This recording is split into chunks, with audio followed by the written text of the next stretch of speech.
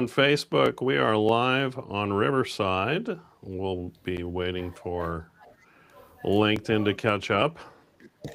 Beth, how are you this morning? I am fantastic. A day spent with you, Monty, is one of the highlights of my week. I bet it is. And this is the second day in a row I've gotten to I, spend some time with you. So that I makes it even know. better. It's been Even awesome. better. I agree with you. If I get to spend some time with Beth and hang out with you, that makes the day much better. So, okay, we're live on LinkedIn as well. So, welcome to anybody who's listening, tuning in today for another episode of Get Chosen Live. I am absolutely stoked to have Beth McClary Wolford on the show today. I met Beth on LinkedIn, I don't know what, 6 months ago? Oh, honey, we met 2 years ago. Remember? Oh, you're right. That's what I meant. Yeah, 2 years ago, we had an introduction call, just a meet and greet, and we sat just like this. We laughed the entire time, and Yep. Beth is just a jewel. So I'm really honored to have you on the show today. Thank you for taking the time to do this. Let me share a little bit about Beth. She has a company called Superpower Strategies. She's has a phenomenal Southern sweet accent. It's one of the things that I love about her. She also has a podcast called No Sugarcoatin', which is fantastic. And she helps people grow their business, primarily using LinkedIn and uh, engaging people the same way that I promote all the time, which is people do business with people. We don't do automations, we don't do AI. We're relationship oriented, and that's what we're going to be talking about today. So, if you want to engage LinkedIn authentically with purpose to grow your business, I highly recommend reaching out to Beth. So, Beth, you're going to share with us today about why people do business with people and how we can better present ourselves in a non sales oriented way. I'm really excited to hear what you have to say, and then we're going to discuss it. I'm going to let you fill in the gaps of my introduction to share a little bit more. Ooh, I forgot one more thing that I wanted to tell everybody, and that she is an actress. Um, And she does a one woman show every year that I am dying to go see. I'm going to put that on a bucket list, Beth. I want to go see her show sometime. But just a fascinating individual. Everybody, you are all going to love listening to Beth here in just a couple minutes. One thing, if you're watching, if you have any questions for Beth or you want to engage with her, please drop them in the chat. We should be able to see all of those. If we don't see your chat for whatever reason, due to delays on live streams, which they're supposed to be live, but they do have delays, we will get to your questions after the show as well if we don't answer them on the show live here. So feel free, drop into the comments and interact and engage with us live if you would like. So, Beth, without further ado, I'm going to have you share your presentation and I'm going to let you take it away. oh, awesome. Thrilled to do so. So, today we are talking about getting the human touch back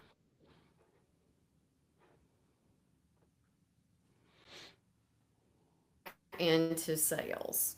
And would be how Monty and I met. Because yes, we met a couple of years ago and had an hour-long call where we laughed. And then a long time went between, about a year and a half. It was. And he reached out to me again on LinkedIn. I said, "Hey, aren't you that guy that I spent an hour with laughing with?" So that's what you would call making a impression, a human impression. So people, it's a perfect example. So let's kick it off today with a question, and I had I had eager trigger finger, so please forgive me. All right. So I want to open it up with a question for you that I'm just throwing it out. When was the last time you got a cold pitch in your inbox that actually felt like it was meant for you? Not your title, not your industry, but you as a human being.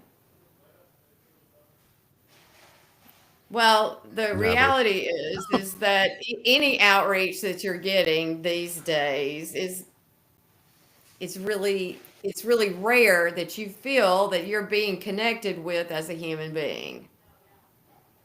And I will throw out that I think it with today's rush to automate and to scale and to optimize, that what we have left behind is the human touch. And our buyers are feeling it every single day. Come on, it's going slow. Sorry. It's As I okay. said, I have active trigger finger. So there we Woo! All right. It's Friday, thank We goodness. got it. So we all agree AI is everywhere. There it's all about automation, personalization at scale, predictive analysis. I mean, it all sounds like this sales nirvana where, oh, you mean I can do twice as much and have it be as personal as it has always been. But the reality is that it might seem that way, but if you look at the noise and the things and the comments that are being made on LinkedIn today, they're full of complaints from the people that we do business with, those ideal customers. They're saying, stop spamming me. I'm not a lead, I am a person. Talk to me like a human being. And the tools, even though they're better than ever, the connections are worse than ever because people are using technology to replace conversations, not enable them, which is where we're really coming to is we have lost that human touch. You can't let a machine do what only a human being can do. It's pretty good.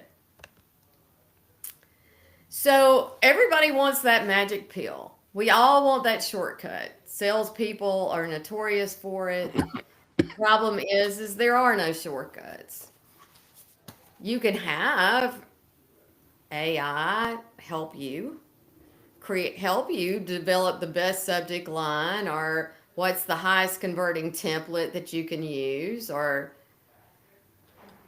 you can even let it we can figure out what AI tools you can use to do your outreach for you. But yes, we want to do more and we want to do more quickly. But when we take the human element out of it, we are giving up that connection, which really is what leads to trust. So, relationships aren't scalable with shortcuts. Relationships are built on real interaction. So, unfortunately, today, I can't say that I have a magic pill, but not one that will work immediately, but one, if you will invest in developing the relationships, it will help you immensely. So, what do buyers really want now? They aren't looking for perfection, they're looking for authenticity. They want relevance, they want honesty, but above all, they want to feel seen and heard. Let's think about it. If A person is bombarded with outreach every single day. I'm sure you are, right, Monty? Oh, yes. They become very guarded and very skeptical. People are able to pick out those things like formats and templates that are high first name messages. So when somebody shows up for real, it's instantly different. So my question to you is, what are you doing that's different from everybody else, from your competitors? I would suggest that if you'll be human, you will create an unfair advantage because it will set you apart. Because most of your competition is trying to automate their way into someone's calendar. And I will tell you here, you have to earn it. You have to earn it through conversation and curiosity, and honestly, the commitment to invest the time. So it's about bringing back the basics. I mean, sales is about conversations, not a campaign. It's when we have a real conversation, a few things happen. We actually are able to uncover the needs that people have faster because people open up to us because they feel safe, because they are safe. We build a trust. There's empathy and curiosity that you can't fake. And we differentiate. Automation cannot replace you as the human being. So, to do that, we have to, instead of starting with a pitch, we start with a question because we're curious. We want to know. Consider this. What's the biggest challenge you're facing this quarter? How are you navigating all the noise in your space? And what makes this year a win for you? And that's human touch. It's simple. It's not easy. It does take time, but it's extremely powerful. As it is literally wanting us to be done for the day, Monty. Come on. All right, there we go. So, how to be human in a scalable world, and let's be. I always like to be practical. I don't want to create superhuman expectations for myself or the people that I work with. I want them to be able to accomplish it, and I don't want us to burn out. So, how do you do this? How do I bring me back into this without burning out? And there's four ways to do it. One is use technology to gather insights, but not replace the message. So research who your prospect is. I mean, reference something real and tailor your outreach beyond the first name in the company. Was there a recent press release? Have they recently made a post that was intriguing that you were actually curious to learn more about? Or you saw it was a humorous post and obviously your senses of humors match. You have to make the follow up feel like you're a friend checking in.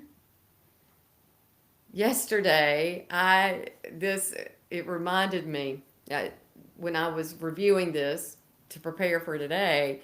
I said, saw this and I thought of you.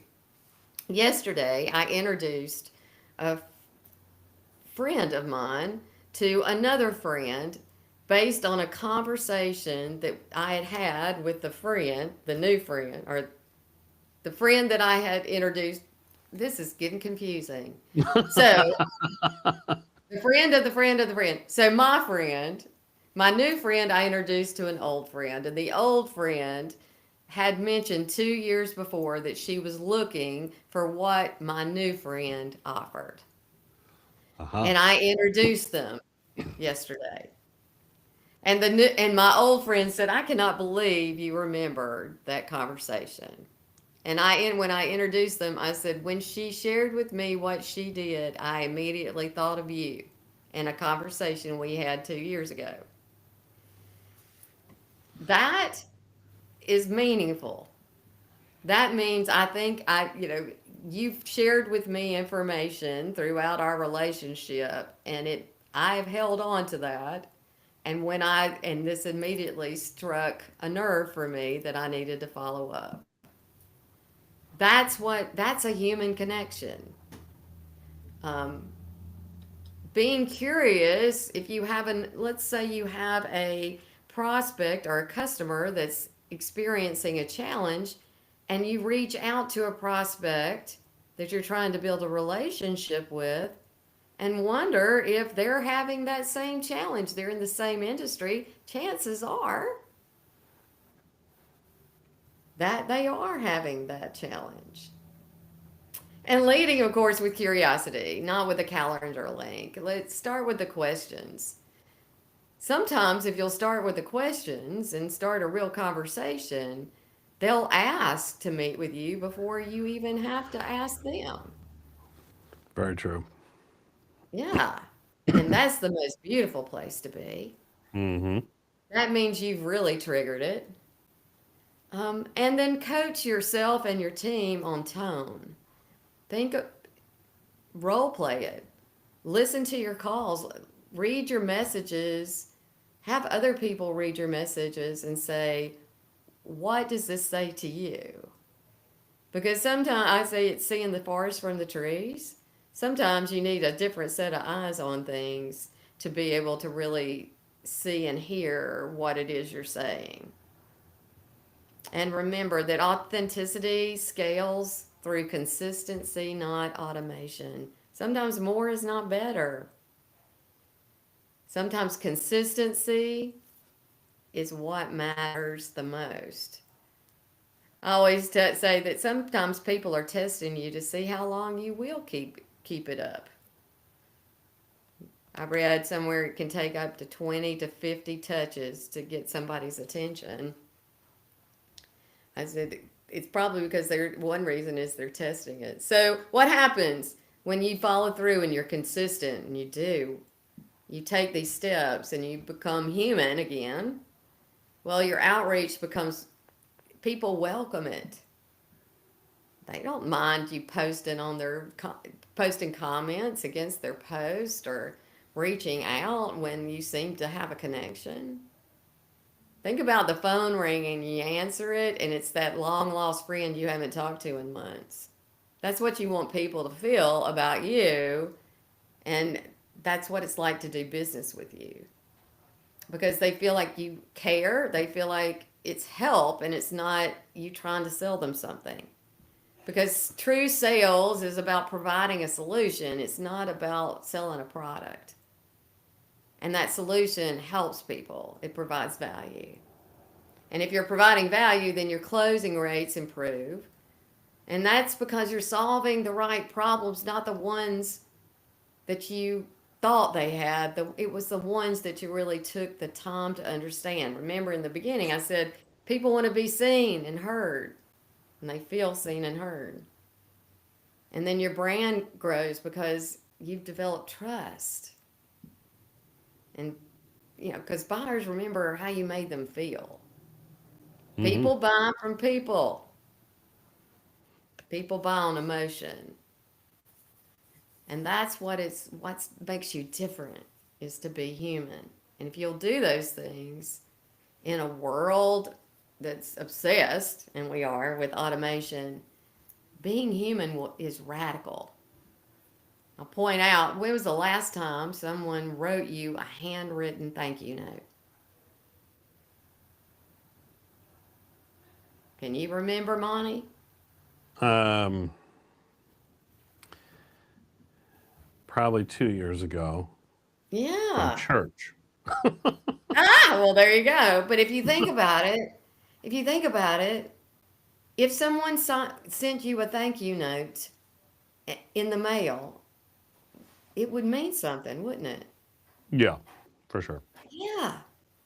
Yeah. It becomes radical. The Hmm. basics have become radical, and it is the new edge in sales because it is what people, human beings, are craving, and it is what they remember. Get out of the noise, make yourself different. It might not seem like a quick fix, and it does require effort, but but if you will be the one who shows up with a real conversation, it will make a significant difference. Because as I said, people do business with people, and it's time as a society we start acting like it. So there we go, Monty. There's It's so many about times. being human. Yes. There's so many times that I wanted to jump in and respond to what you're saying. It's, but I wanted to let you keep going because it's so good. It said You something went know, wrong. The recording stopped. Did it? oh, we're still live. Well, we were. We'll see if Beth can make it back. But um, we'll see if we can get her back in here. But in the meantime, I'll just share in response to what Beth was saying. In 2020, the best and worst, there she is. Bear with us. I don't know what happened. It said the Welcome recordings back. cut me off. So anyway, I'm here now. Sorry. We're still live. It's okay. Okay, Um, cool. it was just a minute.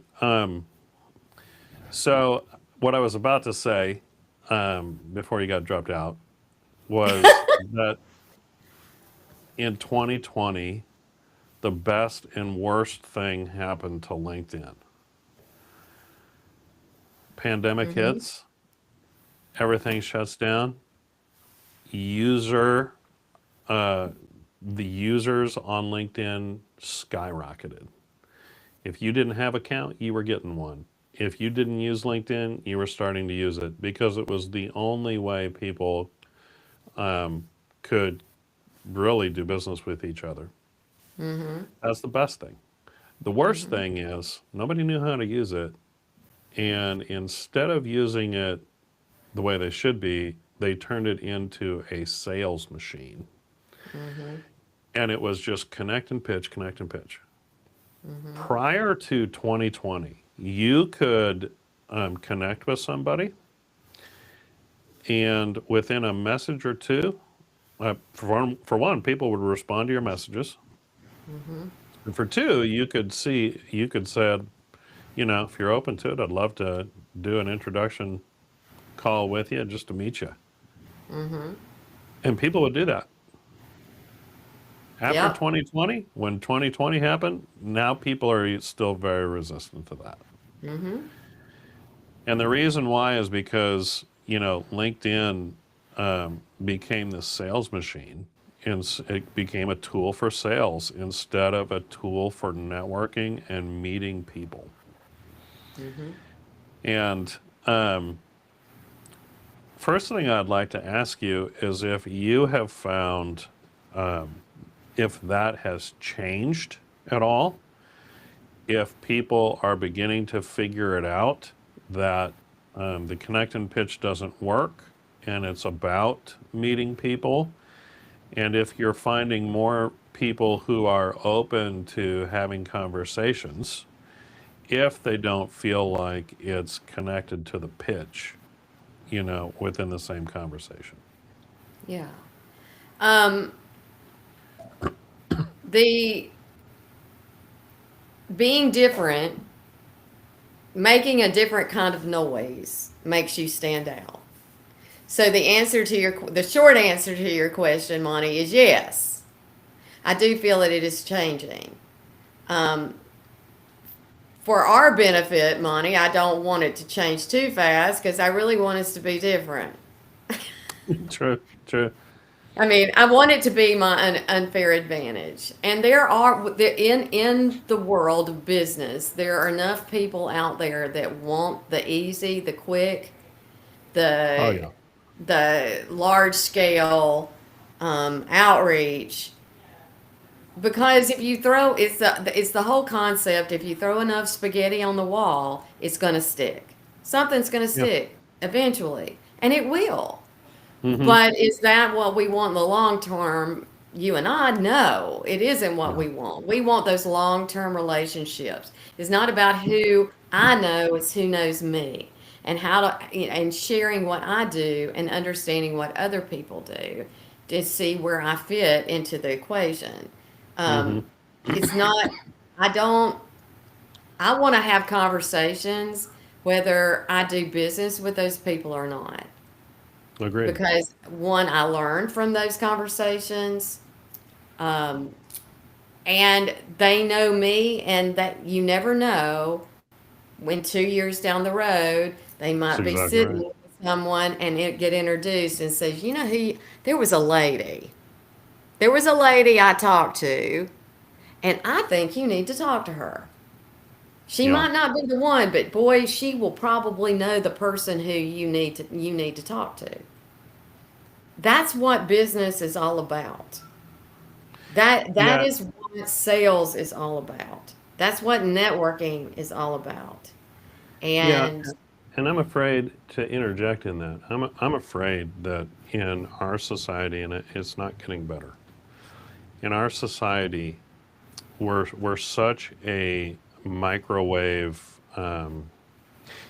If you go back to pre-internet days, right? No mhm, internet.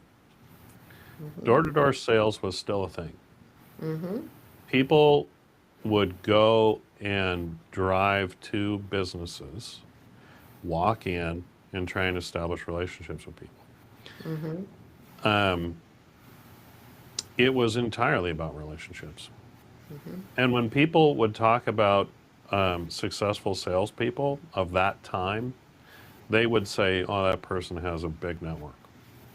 What mhm, they meant was that person had a ton of relationships. mhm, And they could call on somebody, and if they needed something, or they could make a connection to somebody else. Those people were extremely valuable. mhm, And with the introduction of the internet and with LinkedIn, it has become, people have become a commodity. And it's just because you can go do a search and find 2,000 people, mhm. right? And if you do another search, you find another 2,000 people. So it's just like, so, it's gone, it has transitioned from a people game, a people business, to a transactional numbers game. Yes. And people have found that, okay, well, I don't have time to build relationships. And if I can get 2% of that 2,000, hey, I'm good. So they're okay with the cold outreach. But I have found with people that I've worked with, Beth, and I'm sure you have as well, that when you take a transactional approach in sales, and you're in B2B, where people do business with people, we do business with those that we know, like, and trust. Mhm, If you take a transactional approach there, you are actually limiting your growth or eliminating it in two ways. First, with the person that you're talking to, and second, with the 2 years from now opportunity to be introduced by mhm, that person. mhm, So it's so detrimental to our businesses, yet because of AI, and I think AI is going to make this just exceptionally worse. mhm, But because of AI and because of automation, we've got all these systems, to kind of fast track relationships or whatever. mhm, We're not fast tracking relationships. We're just fast tracking our transaction. mhm, And so people have become a numbers game. What's your thoughts? mhm. Yes.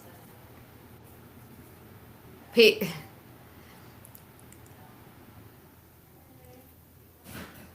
Automation is important, but not without human interaction.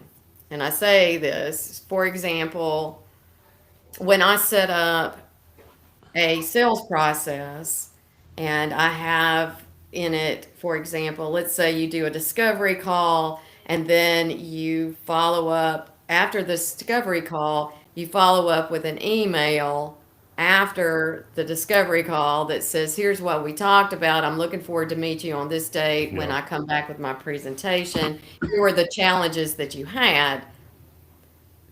The automation is I trigger, don't forget to do this. You Hmm. need to do the summary. I give a skeleton email that they pop in the actual notes and information from the meeting. That wasn't a form email that they hit that automatically went when they completed the meeting. Right. So, yeah, You yes, are right. You are right. There is a place for automation. Um, there is a place for AI. I'm not proposing that you never use those things, and because, but they're tools. But if you're using them to replace relationships, so that you don't have to, so that you're just getting to the yes or no, it's going to be way more no than it will be yes. oh, absolutely. Absolutely. So, And yeah, you have, and I think we all need to understand that you can only do so much as a human true. being. Yeah. And so yeah, it's great. You've got 2,000 here and 2,000 there, but I can guarantee you that personalities don't match up. There's all sorts of things. You can Yeah. tell so much about people by what they share, even. That's so Um, true. and what I do, I always tell people, it's a two-sided coin. We might Hmm. hate each other, and so I that it, I don't know. I don't know whether I can add value to you in your what you're doing at this point because I don't know you well enough, and you don't know me well Yeah. enough. Um, so So, yeah, I mean that as I I got think a, we've said we talked about this before, Monty. We both one of the beauties of owning your own business is you don't have to do business with people you don't like. this is I very know. true. I mean, That's so true. And there's a lot of those people out there. there are. And a That's lot of all people it- don't like me either. I am that's not their cup of tea, and that's no. In okay. fact, I'm cool with it. in fact, just a couple of weeks ago, I connected with a lady and I was talking to her on our direct messaging and said, "Hey, you might make a good guest for me on Get Chosen Live. Maybe we should talk about this topic." Mhm. And she said, "Sure." She scheduled a time with me.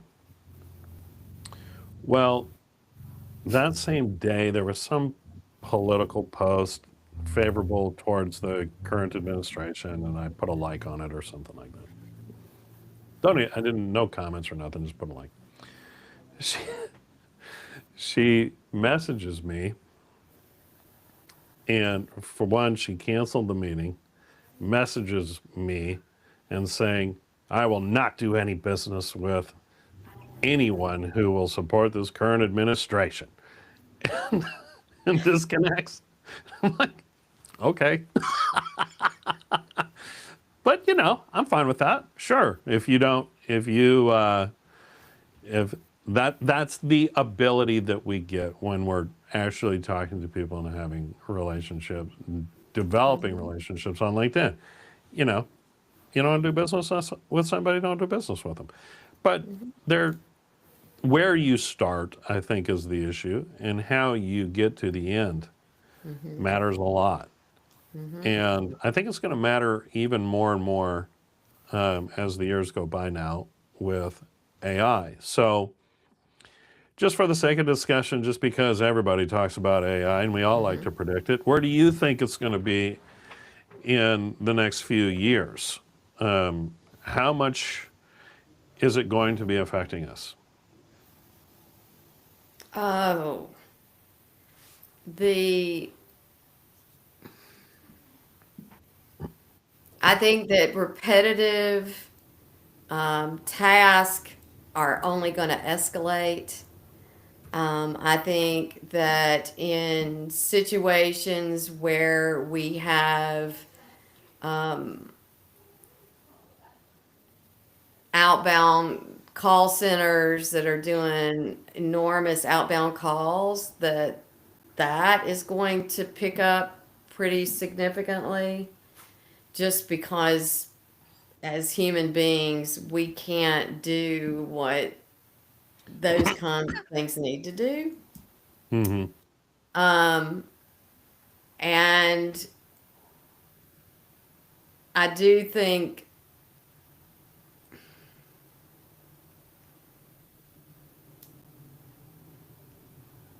that we will see a trend where analytics, interpreting numbers, and that kind of thing will be pushed off to AI, but the communication of it, and those, I think there's going to be more and more need and desire for people talking to people.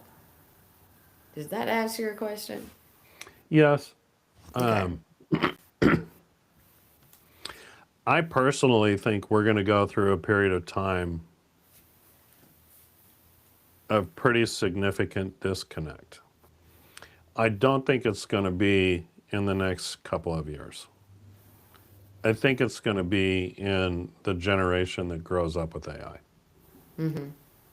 Because the generation that grows up with AI is also growing up with social media, and those people are already disconnected, Mm-hmm. right?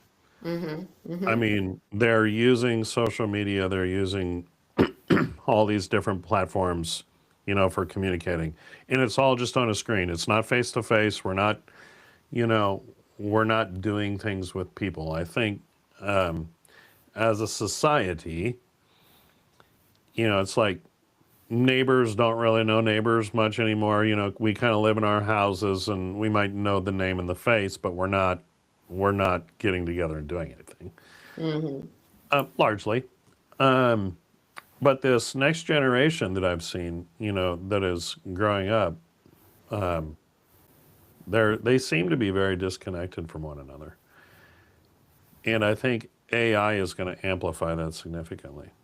Because you think about it, when kids or youth, need to figure something out, in the past, you would typically go talk to somebody Mm-hmm. who would help you, right? Well, now it's Yep. going to be AI. This is true. This is true. I So wonder if we could anything, tell AI to tell them to pick up the phone and call somebody and talk to yeah, them. exactly, exactly. So I think there's going to be so much of the younger generation that is going to be depending so much more heavily on the AI tools, not only for their careers and stuff, but for their relationships. Mm-hmm. When they have a problem emotionally, I think they're going to go to AI. I don't know that they're necessarily going to reach out to people because you know why? When you reach out to people, that's a vulnerability. They may not respond to you the way they want, right? That's Mm-hmm. what relationships are. But when you reach out to an AI, when you go to ChatGPT or whatever, its whole goal is to make you happy. Mm-hmm. That's why when you put in a chat um, and you disagree with it, and you say, and it gives you an answer, and you disagree, and you say, I think it's this. It says, oh, you are absolutely right. I don't, I don't know why I didn't think about that before. You, Oh it my like bumps you up. It's like, yes, you know better than me, and so do it goodness. this way. What was that movie? There was a movie where the robot. Oh, I've got to figure out what that movie was we watched. there was a robot nanny, and it um, it went awry. Oh yeah, yeah, yeah, yeah. I It's can't like remember. Megan or something like that. Yeah, yeah, something like that. But yeah, that's sort of where I we didn't are. see it. Was it any good? No, it was sort of weird actually. I figured so. Yeah. So, but yeah, it's a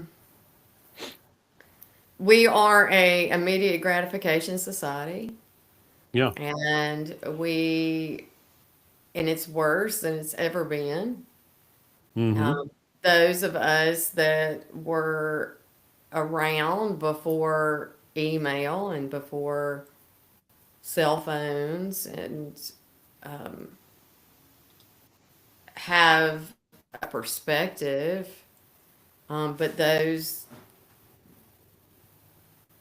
coming up now, I mean, it's difficult to find someone to take an entry level job that can Yeah. understands how to.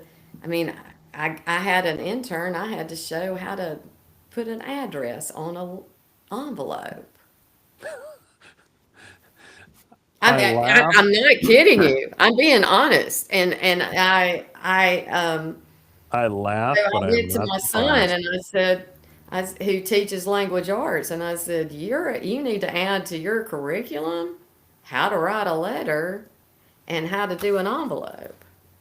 I mean, Well, the crazy thing that blew my mind was my kids going through school, and about 2, 3 years ago, school systems came out and said they weren't going to teach cursive writing anymore oh, I because know. kids can't read it. Hmm. Like Hmm. what? Yeah. It's just crazy. There's a great news story out there, by the way, about cursive writing. A inner city school, elementary school, was trying to figure out what they needed to do, and they brought back cursive writing, and all of their achievement scores started going up. I don't doubt that at all. Hmm. Not at all. Yeah, and it was because they were. But of course, I grew up when it was, girls worked really hard on their handwriting, and Totally, it was totally. a They thing. put little hearts on the eyes, and the Yes, yeah.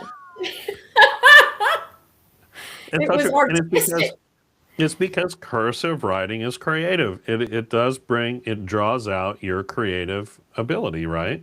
Mhm. And that's the biggest difference right now, or that's the biggest thing right now is that AI and everything else, it's not creative. It's not designed to create. All it's doing is spitting out a copy of what already exists.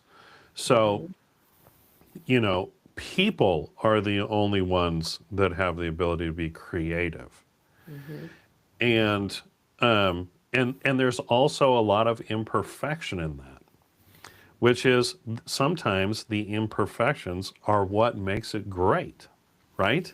It doesn't Mhm. have to be perfect all the time. And that's why there's art that's impressionistic and that's just blobs Yep. of paint everywhere that people, some people absolutely love that. It's just creative. It's your ability to manipulate color and so on and so forth. But Mhm. getting back with a few more minutes that we have, Okay. getting back to LinkedIn. So Mhm. relationships. Here's one piece of feedback that I get all the time, or pushback. Let me call it that. Pushback to the relationship driven sales.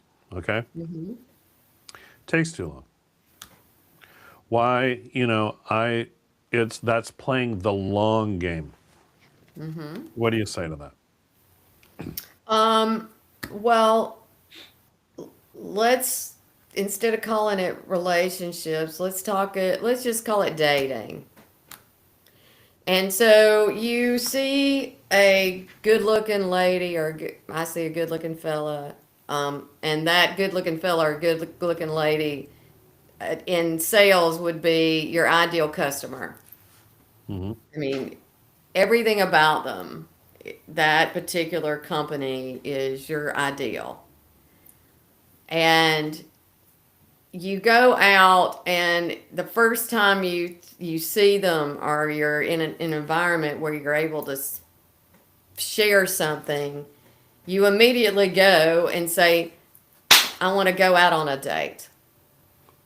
What are the chances that you're going to be able to get that going into it? Not very high.